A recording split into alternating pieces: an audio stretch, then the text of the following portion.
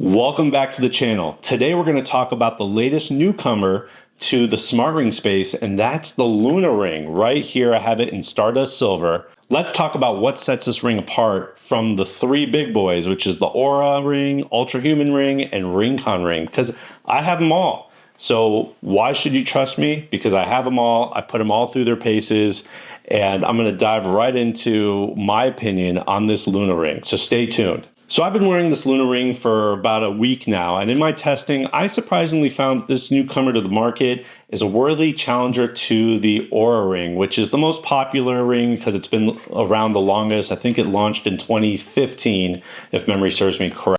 Now this ring has up to 7 days battery life, and they claim a 98.6% accuracy rate against medical grade devices. They partnered with Philips for testing. Some other details about this ring: it has a hypoallergenic lining and made of titanium, just like the other contending smart rings. The ring is fully waterproof up to 50 meters, so you can wash your hands, shower, go swimming, do whatever you want with it. There's no worries there. You can beat it up. It'll be fine, in the water at least. Now the Luna ring comes in 5 colors, which is actually more than one of its competitors, the RingConn ring. It comes in a shiny black, a matte black, gold, rose gold, and a silver. Now there's one color I wish they had, which is the matte silver or brush silver. That's what I have in the Oura ring, but what I picked was the shiny silver, called their Stardust Silver. Now Luna claims to measure over 70 metrics, which includes heart rate, your heart rate variability or HRV, your blood oxygen, and skin temperature as well. Now, something that Luna told me about was that at the end of this year, there's a massive update coming out that will provide on-demand tracking. So what does that mean? Well, most of the rings right now, if you want to know what your blood oxygen levels are, it only tells you what they were while you slept. If you are just walking around in the middle of the day and you want to pull out your app and say, okay, Oura Ring app or Ultrahuman Ring app, tell me what's my blood oxygen right now, it can't tell you. It only tell you what your blood oxygen was when you were sleeping, or your heart rate variability when you were sleeping. But the Luna ring, with this update later this year, at the end of the year, will tell you on demand. You could ask the Luna ring app at any time, what's my blood oxygen? And so that might be great for people with certain medical conditions. So not only is this, something fun to have, or have it for fitness reasons, but perhaps even medical reasons once this update goes live. Now, the AI on this thing is insane. I've played around with AI before, and this AI Luna coach, like I said, is insane. It'll give me nutritional advice. It acts like a workout coach and fitness analyst, provides insights and advice on how to improve my metrics. So I'll throw it up here on the screen. I was asking it how to improve my low HRV. And the AI coach, it talks in multiple languages if you need. I don't need that personally, but it was telling me certain exercises I could do. It could tell me, certain foods to eat, sleep advice. And it even asked me, do you want me to provide a workout plan for you, Mike? And I said, yes, provide me a workout plan. And it gave me, Monday through Friday or for the week.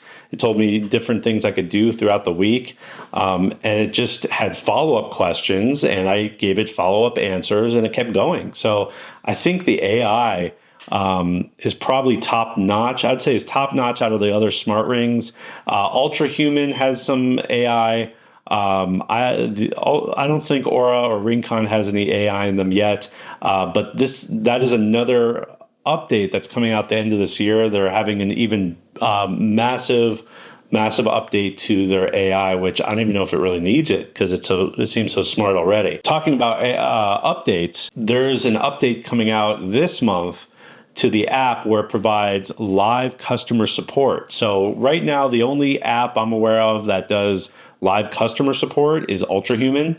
So you could ask someone at Ultrahuman, about your ring or even about some of the health metrics if you had a question about that. And that's coming to Luna this month.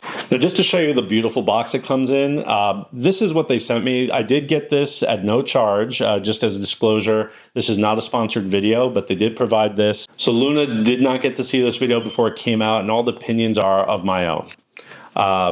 So back to this beautiful box is that when you open it up, the ring and the charger sit right there. But I think what's really cool is this comes, there's a little drawer that comes out. You pull this tab, the drawer comes out, and here that's where the charging cable is. So I'll put this back in. That's enough about the box. And then this is the charger. There's nothing special about this charger. It looks just like the Ultrahuman ring or the Oura ring charger. But what's surprising, or what's actually great, is that at the end of this year, they are coming out with a charging case. So let me show you, because one of the big boys, I'll call them, RingConn, they already have a charging case.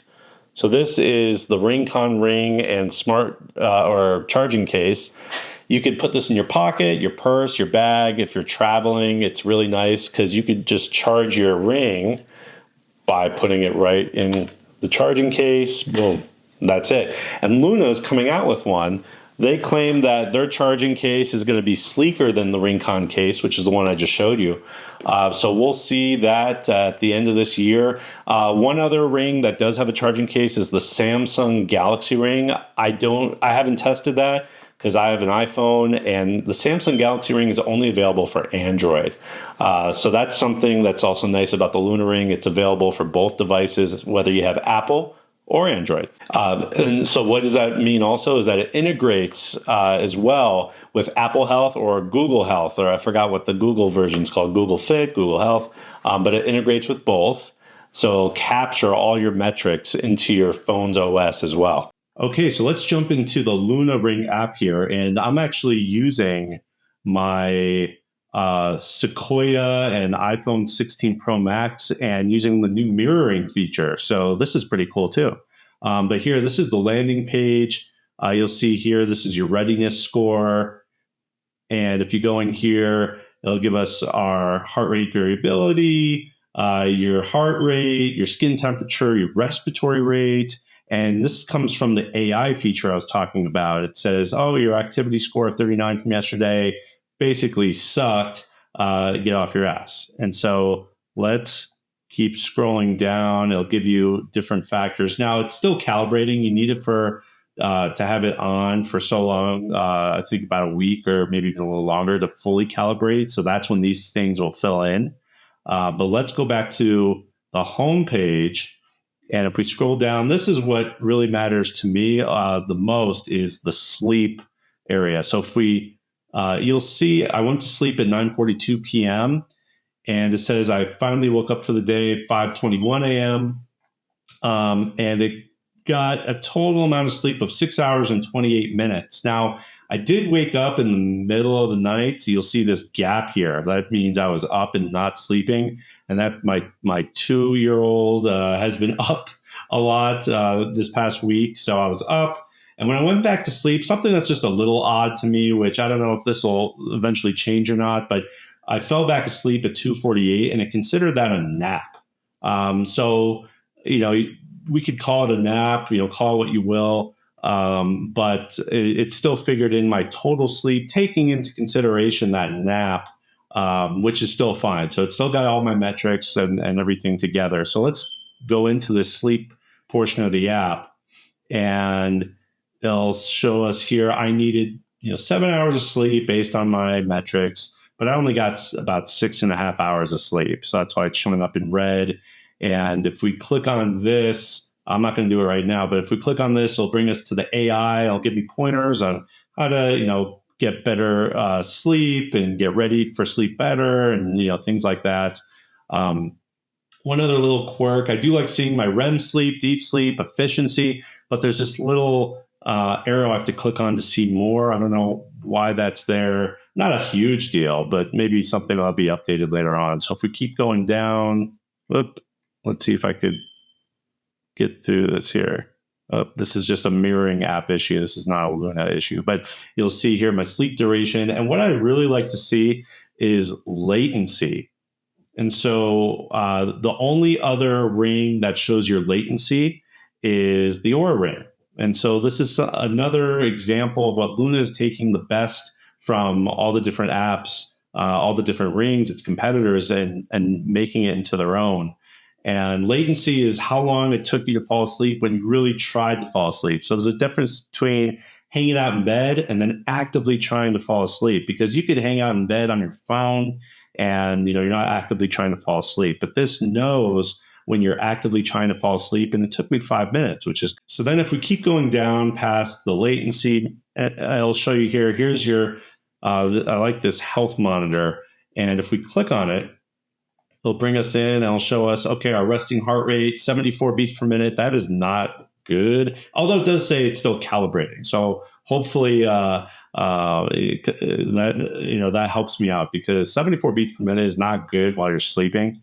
Unless this is talking about resting heart rate while you're still awake, which in that event, this I think is okay. But here's the other markers that I really like to see: your skin temperature, your HRV. Blood oxygen's not that good, although I do live in a high altitude, so I think that might be a little lower than normal. The most people who are at sea level. And then finally, your respiratory rate. So I do like how it does show these here. Down here, timing bed, 4 hours and 3 minutes. That's really longer when you take into account, because remember, it thought I woke up, even though I did go back to sleep at about 2:45 in the morning. Here's how many times I moved around while sleeping, nighttime movements. Here's my sleep stages, how much REM sleep I got, deep sleep, awake sleep, or light, and then light sleep. And here's that nap I was talking about. But I like seeing all these different trends and different data points. My sleep performance, how much sleep I needed versus how much I actually got, restorative sleep, and sleep time. But let's go to activity. This probably won't show too much, again, because I wasn't testing out the activity portions really. But here it does show you, if you were walking, how much distance you traveled, your steps, your calories, and you could set a goal as well in terms of calories. And then I'll tell you, if you did well or not. And it'll tell you also your levels of activity. So here's 45 minutes of low level activity. I really do need to get off my ass some more. And then your medium, and then high. So if I was working out, you'd see, some levels here, but it shows 0 minutes, which is just horrible. This is making me realize I really do need to get off my ass. But let's go back to the home screen. And this really does look like a lot of the ring companies are, their apps are looking very, very similar. The only one that does look a lot different is the RingConn app. And that's not, in my opinion, a good thing. I think it doesn't look as nice, not as pretty. This looks very pretty. I like it. Let's go into the stress hang here. Okay, next? Next, the ring does measure your stress. So if we look here, I'll show you my overall stress factor was 61 and focused. And you'll see there's different levels. It shows you in the relaxed state, a focused state, and stressed state, which here, and then it shows you also here your movement. It correlates to your movements. And here's some further breakdowns: non-active stress versus overall stress. And I just like to see all these data points. Again, I think this is really pretty. I really like it compared to the Oura and Ultrahuman ring. RingConn's my least favorite, although it's very data-centric. The RingConn app shows you everything you need to know. It just doesn't do it in such a manner as this. This just looks really well put together. And so I'm looking forward also just to how the updates coming out later this month and later this year further make this app even better. So there you have it. That's the Luna Ring, the latest newcomer to the smart ring market. If you have any questions, comment below. I read all my comments and reply to all my comments. There's also a link in the description below if you're interested in getting one for yourself. And thanks again for watching.